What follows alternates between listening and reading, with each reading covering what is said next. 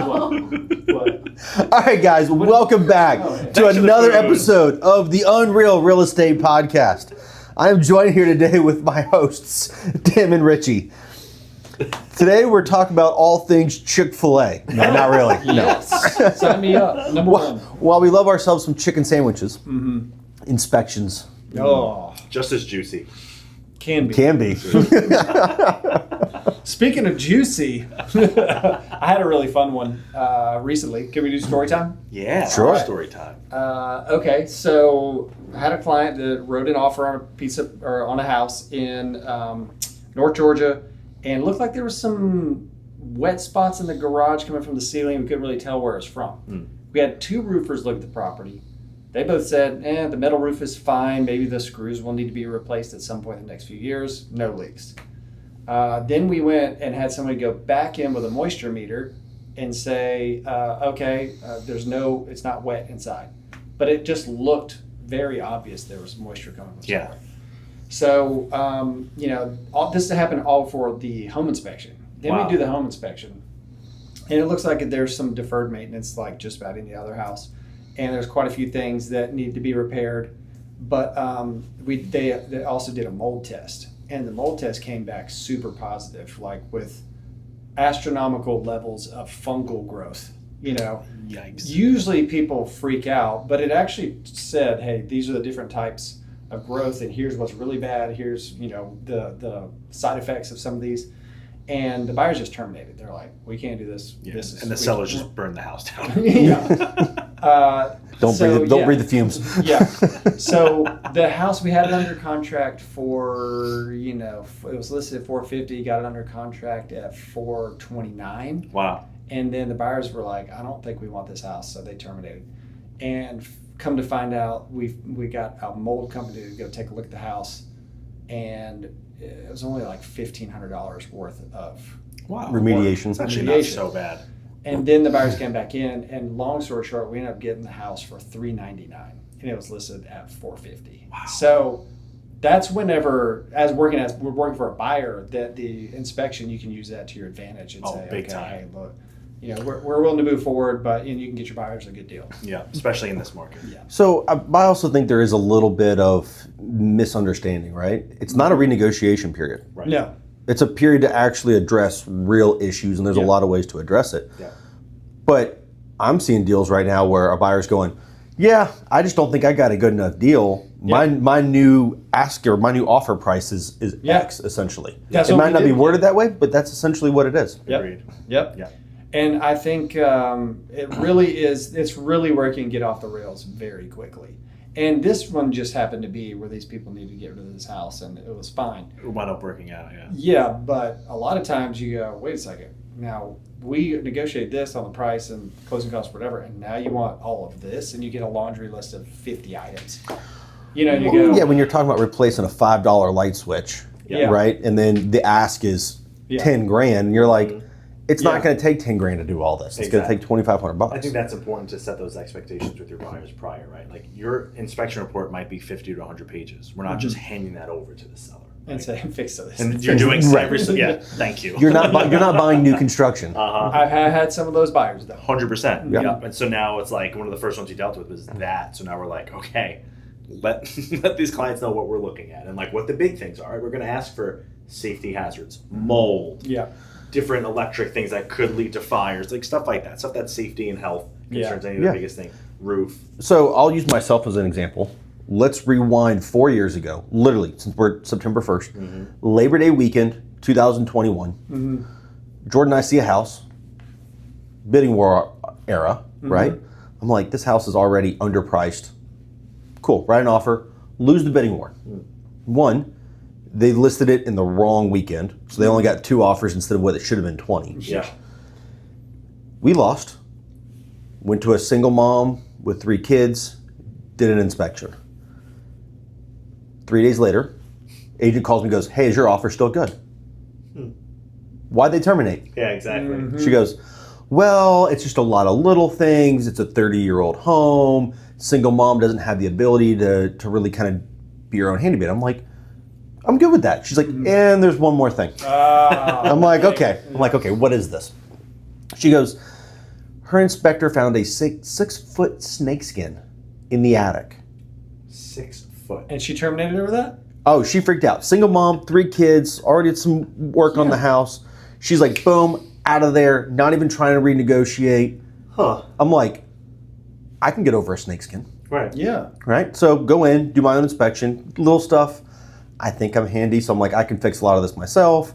Snakeskin, okay, go in, make sure what's the right term of the exclusion clause on the agreement for the wildlife stuff. They go in, they trap, make sure nothing's there, close up all the holes. Keep the skin? Nothing new can get in. No. So do all this, get the house for probably about 50 less than what it should have gone for. Nice. 2 years later, I sold that house. Right? Do you know when I told my wife about that snakeskin? After you moved out? Yep. Closing. After we walked out of the closing attorney's office. That's great. Was this in Florida? No, this is here in Milton. Dang, that's wild. Yeah, Yep. I mean, some things are better left unsaid.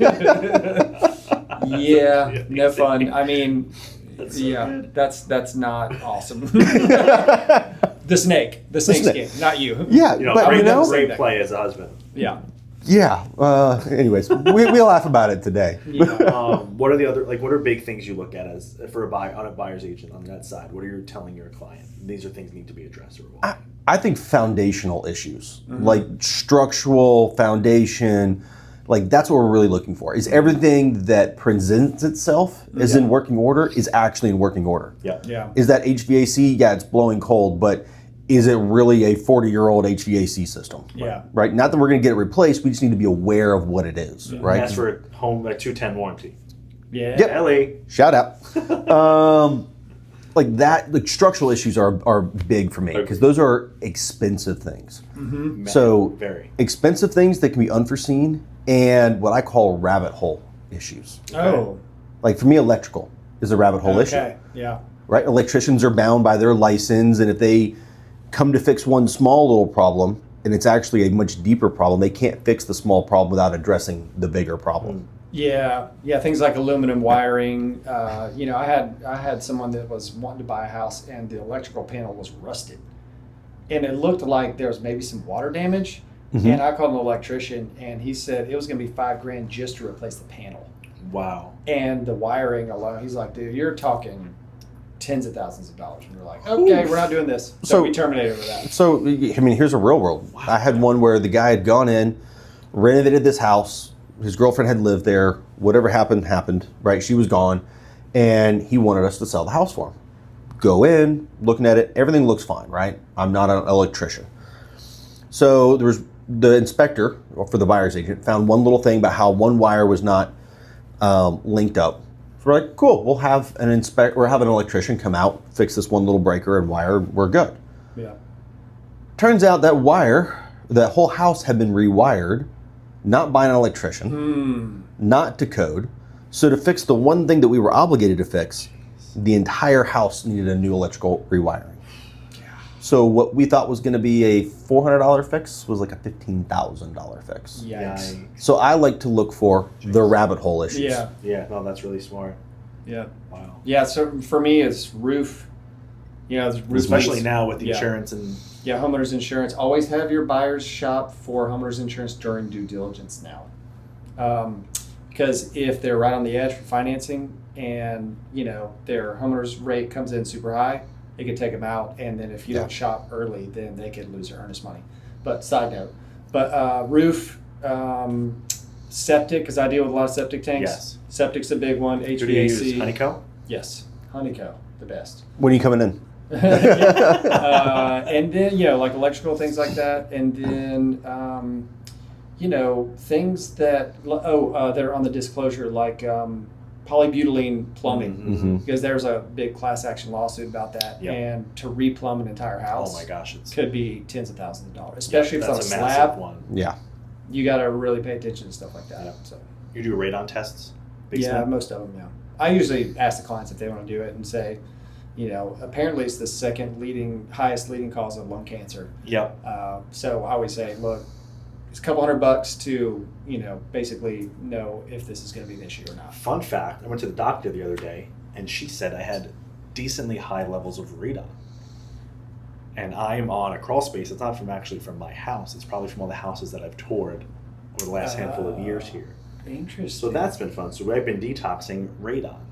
How do you detox? I don't want to brag, but How do you detox? I don't even know what that does. Supplements. Oh. Just be like, yeah. What kind? Ooh. We got to detox from those later. So yeah, that's been fun. That's crazy. Yeah. I've never heard that. I was excited to hear that. I'm probably just completely filled with radon. Probably. I mean, it comes from granite. Yeah. You ever heard of Stone Mountain? Yep. Yeah. I'd like to do a radon test at Stone Mountain. That'd be wild. But yeah, I just actually had an inspection that we did, and I did an ATAC, and the client was like, let's do these 4 items or 5 items. This is the most important. Okay, great. I was like, what if we added X, Y, and Z? You know, you always add a couple extra, so if they don't do it, we get what we want. It's great. Yeah. 12 items. Signed off like in the next 5 minutes. She got it. She's like, right, they're good to go. I was like, sure. Okay. Yeah. I'm like, what was the one big one that I missed Right, when it comes exactly. across that? Exactly. Like, what were you worried about? Well, it's on like a cliff, and we did foundation right away because we were like, we need to make sure this was. And the guy, I think it's Everlasting, the guy that works. Oh yeah, Everlast. Yeah. Brad, I think his name is. Yep. He was like, it's built impeccably. Like whoever did this did a great job. We were like, okay. Yeah. So that was the big thing. Everything else was great. So.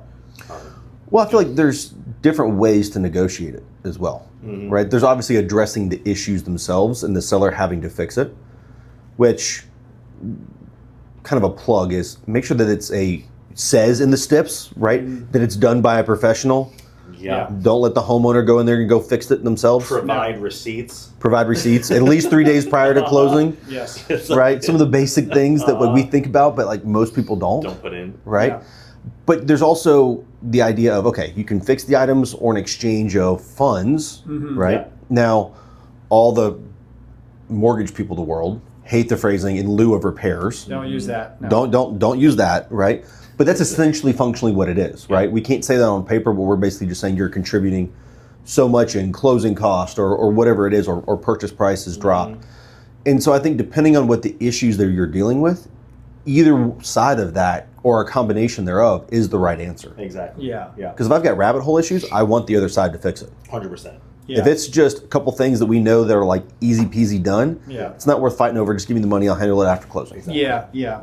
That tends to work out a lot easier. I like that too because sometimes if you get in the back and forth like I'm not doing it, well I'll do it, but I'm not going to hire somebody. I'll do it myself, and you're like, oh my gosh, here we go.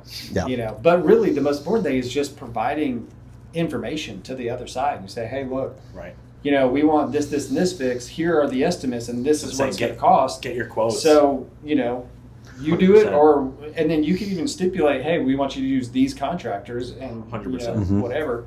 And then sometimes that works out. I mean, it's a lot more work, but you're providing information, and hopefully people will, And it helps, right? If you provide your quotes to the seller, they're like, well, it's one less phone call I have to make. I'm just going to use this quote, right? Yeah. As long as it doesn't seem like outrageous. Yeah, exactly. And people do get focused on winning during due diligence, and you just go, guys, this is a $700,000 house, and people are ready to walk away over $500. Right. Yeah. Like it's not nothing, but also you got to understand here. Big like, picture. In the big picture.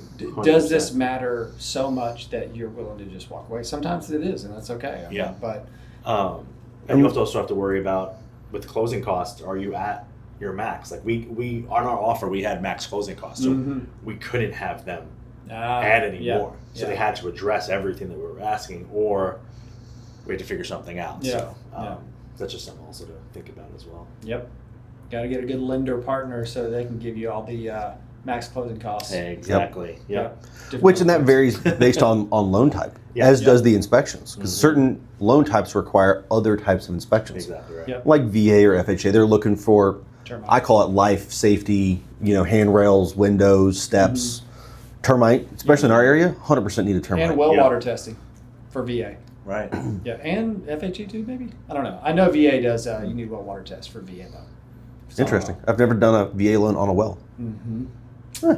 Put that on the bucket list I need to do one day. Come up to North Georgia, I'll show you.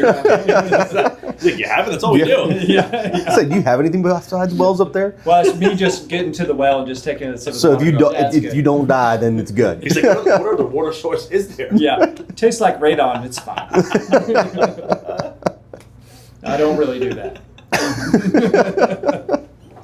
No, it's cool. It's good. I mean, it could really go off the rails, and your job is to just say, hey, look, this is what happens if, you provide the information. This is what's likely to happen if sellers don't agree. What do you want to do? Blah, blah, blah. And then hopefully you can keep moving forward and work it out. Yeah. Yeah. I think in this market, I think a lot of sellers are more amenable. Yeah. Because if they're sitting on the market for 60 days and they don't want to address XYZ, then you have to go back to market and then disclose why you're back. Yep. So talking about disclosures, right? Yeah. I've had listing agents that refuse to accept a inspection report. Oh, because then they don't have to disclose. They don't have to disclose. I've had that. So literally, I'll send over an amendment with the inspection report. So it's documenting what we're asking for. Yeah. And they'll literally reply back of like, I'm not opening hey, this email is rejected. Please send me the amendment in a separate email. We are not accepting a copy in return because they don't want to see what else is in there in case they have to go back out. I've actually had that. I was like, is this legal? Can we do this? It's a great idea. I called Elaine right away and I was like, hey. Yeah. She's like, it's kind of a gray area. I've never seen that one go to court. No, right? Yeah. But if you don't know, you can't disclose. Yeah. Yeah.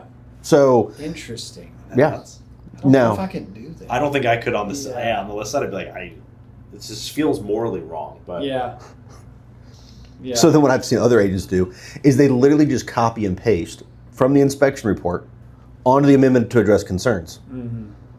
Here's a real world one from last week. I actually did that with the agent that told me I couldn't do it. Like, I'm not going to open it. So I said, okay, well. Literally verbatim. That was Britt. Love you. So, literally, one of our agents brought me an amendment to address concerns. She goes, can I accept this like this? And I'm like, let me look at this, right? And verbatim, off the inspection report, it says, it is suggested to fix this. So she goes, they're suggesting that I fix it. So if I agree to the suggestion, do I have to fix it? Right. Or it's just a suggestion. I don't have to. Wow. So It is a while suggestion. the buyer's agent thought they were asking for it, all they were simply doing was stating it is a suggestion. There was nothing in there that said that the seller actually had to do the repairs. So then if they signed off on this and they don't do it, is there any legal We'll find out next week. Yeah. tune into next episode with O'Kelly Soran. Yeah. I mean, I tell my guys, I say, all right, when you're writing an amendment to address concerns, you have to be unbelievably specific. Like what you want done, when you want it done by, who's going to do the work, how the work is going to be done, and how you're going to sign off and agree that they did the work that you asked. 100%. Because if you don't, and you can't put any fluff words in there, you can't do anything that's going to leave up anything to interpretation, because the seller's going to look at it and go, they said fix the drywall in the master bedroom. Okay, well. What does that mean? Exactly. Yeah. So if you just leave it open-ended, anyone is going to take a gray area and, for the most part, and run with it and go, yeah, I'd fix the drywall. You know what I mean? Whether it's an amendment to address concerns or writing special steps, we're not lawyers. No. So we've got to be very careful. If there's something pre-written out there that Use O'Kelly did or that's part of the GAR forms, use it. Yeah. Yeah. If, in this case, if you have to write something yourself, right, it's got to be who, what, when, where, very detailed. And I like to add, it's got to be in third grade English. Yeah. That if you put it in front of a judge one day, there is no question over what the intent was and who was supposed to do what. Yeah. Yeah. I mean, I've had David read over so many of mine. I'm like, I want to make sure this is exactly what it needs to be spelled out. Because we do come up with the oddball ones where it's something that is so niche and specific to whatever that property is, or the problem is to make a buyer and seller want to come together. But use the resources. 100%. If you're a real estate agent in Georgia, there is an entire library of special stipulations that are written by the Georgia Association of Realtors lawyers. I didn't find this out until maybe a couple years into my career. I had no clue, and I was just browsing around, and I went, what? There's stipulations for Everything. Yeah. There's probably a couple hundred in there. Yeah, so use those. Yeah. whenever you can, and then they're very for all the common stuff that we deal with. But where do you find them? On the internet? No, I'll tell you. But, ChatGPT. Yeah. I mean, literally wherever you access your GAR forms, Yeah. it is a GAR SS. form. Yeah, for special stipulations. Right, and it's just literally page after page It's after page awesome. of pre-written special steps. Yeah, use those if you can, and if not, then make sure it's very, very clear. Mm-hmm. Yeah, because it could go off the rails quickly. And if you really need to, always consult your closing attorney. Yep. 90% of them are happy to help with Yep. some tricky wording on some things. Yeah, or your broker, Yep. Ask your broker too, because Elaine's done it for so long, she could go. 100%. Yeah, just word it like this. Yeah. But it's good. Again, we're not lawyers, No, we are not lawyers. nor is Elaine. Yeah. Can you? Uh-oh, lights went out on us. That's our Yeah. time. All right, well, I guess that's a wrap for today, guys. Yeah. Interesting timing.